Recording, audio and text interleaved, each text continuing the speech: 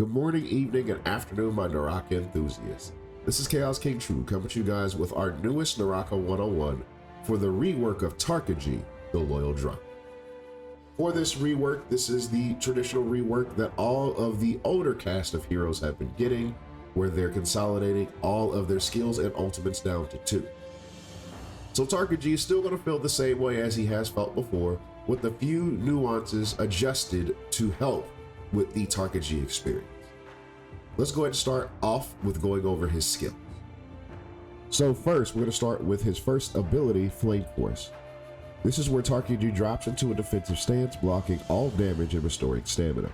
After successfully blocking any attack, if you click horizontal attack, you will counterattack, throwing the elbow, burning enemies, and heavily staggering them. Now the new part of this is after a counterattack, you could actually click vertical strike instead. If you do, you will deal relatively high AoE damage and burn enemies in an aimed direction. This is from his previous ability, Bind, which was his third skill.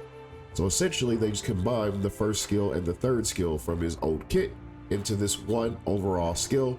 Also, it does not have the 3 stages that Bind used to have where you had to get hit so many times to do the full attack. Instead, it immediately does it when you click counter strike on the vertical. This is going to be very helpful in trios where you're getting attacked by multiple enemies, or if somebody tries to tap dodge you, if you expect to tap dodge, then you can use the AoE version to hopefully clip them instead of missing the elbow. Now, going into Tarka Ji's second skill, which is Flame Force Fireball. Flame Force Fireball literally has no change. You shoot a huge fireball which deals large amounts of damage and burns enemies, also applying the debuff Vulnerable, causing the enemy to receive more damage while the debuff is applied.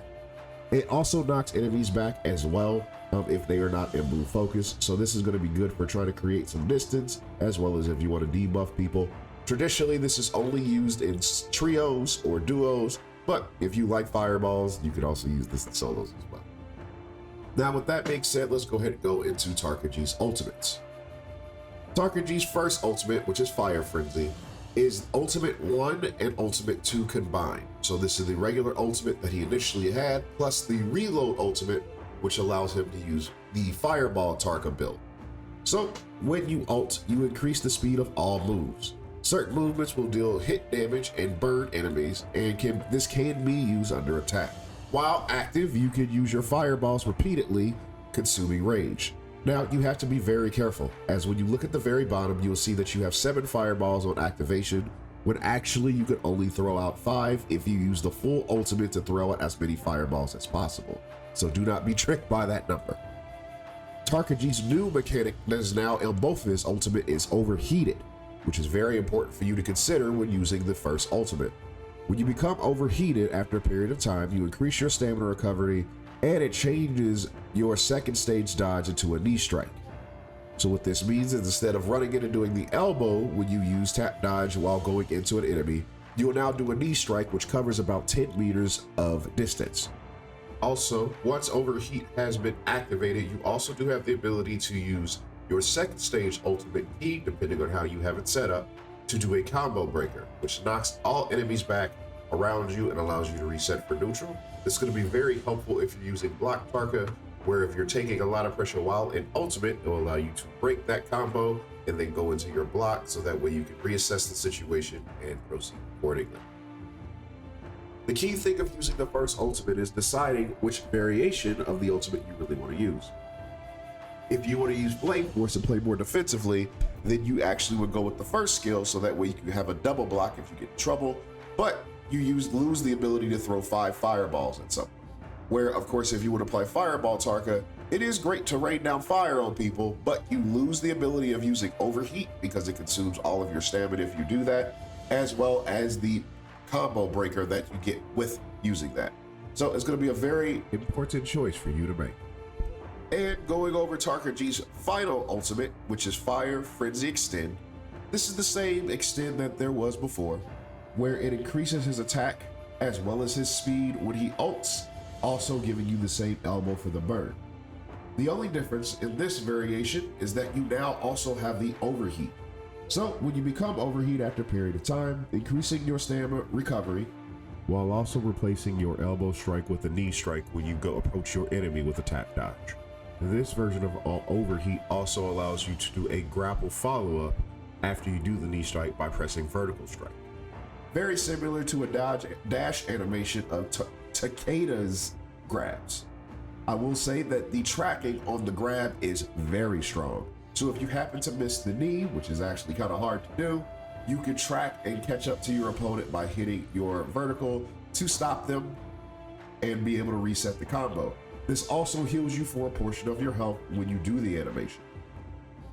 Do be aware also too, attacking enemies restores rage when you're using Extend, which is one of the key components of this ultimate. So if you are able to keep the pressure on, you can actually stay in ultimate state almost indefinitely, depending on how active or how long the person stays alive.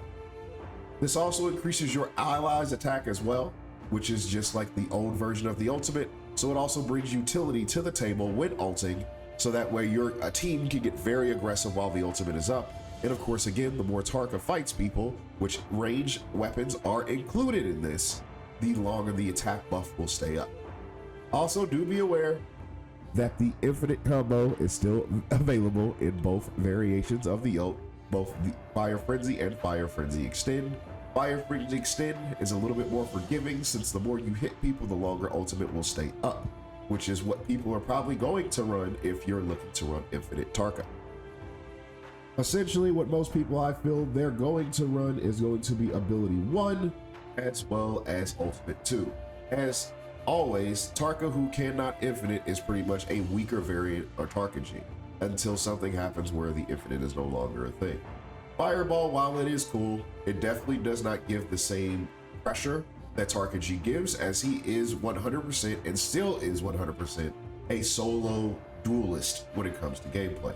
So essentially what I want to do is make sure you save your ability for whenever you get in trouble, so that way you can block and deal with incoming damage. Of course, when you're ready to apply the pressure, you hit that ultimate and you go to town, trying to see if you can get the elbow in to then get as many infinites off on an individual target as possible.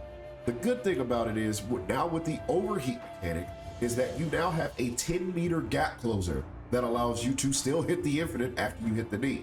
The only time you would really be using the grab is if you miss the infinite or miss the knee and you don't want to get punished. So you then use the follow-up, so that way you can take neutral back and then try to set up for another try. Lastly, let's go over the Glyphs for Tarka Ji. Glyphs for Tarka Ji, or Glyphs on Tarka Ji. You want to make sure you have as much stamina as possible, because the more stamina you have, the more infinites you can get off, because it allows you to do more dash outs and uppercuts. So you want to go full into green on the left side, taking the final major glyph, so that way you can get your cooldown, so you can get your block up as much as possible. You always want to make sure, if you can, that you take 1 point in blue, that way you get that 1,000 additional luck when you're opening gold and green stashes. And then you want as much ultimate as possible. So taking both right and left on the first stage, so resolve and engage in rage, is going to help you whether you're taking damage or dealing damage. And then making sure you get convert is going to help you tremendously, as it gives you 18% rage on damage for 15 seconds after defeating an enemy, meaning you can get your ultimate up faster, and you can get more ultimate time if you're still in ultimate. And that ends the NARAKA 101 guide for the reworked Tarka Ji. If this video helped, feel free to hit that like button, subscribe, and follow all the socials for NARAKA BLADEPOINT. That way you can stay up to track on all the news. With that being said, we can't wait to see you all